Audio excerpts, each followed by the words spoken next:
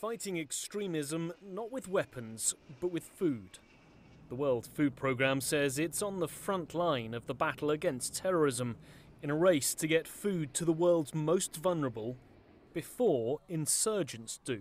It is the most effective program out there, dollar for fighting extremism. Because if a mom and dad can't feed their children after a week or two, and the only available place you can feed your little girl is turn to the only available source out there, you go do it. And we're seeing it. We're seeing it left and right. Studies have shown that militant groups position themselves as social service providers to help recruitment. Hamas and Hezbollah use that approach, making food a simple but effective tool. If you can't feed yourself or feed your family, you'll go to extreme measures. And if ISIS or Al-Qaeda or Boko Haram is dangling a banana in front of you, you're going to take it, right? It's a necessity.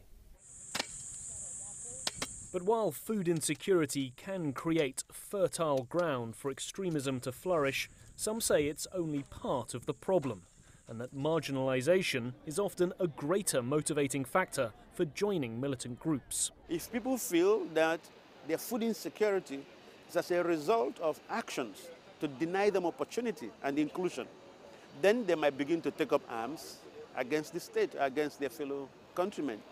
So we need to understand what is the additionality that pushes people to get over the cliff, as it were, and become violent extremists. The WFP argues that its work is vital in helping international security. It's therefore concerned by the Trump administration's plans to cut American funding to the UN, feeling it has the potential to hurt US national security in the long run. The new head of the WFP, David Beasley, is a former US Republican governor, but he's going against the prevailing mood in his party, and he's now asking the US Congress to increase rather than cut funding to help famine-threatened countries like South Sudan, Nigeria and Somalia. Nick Harper, CGTN, New York.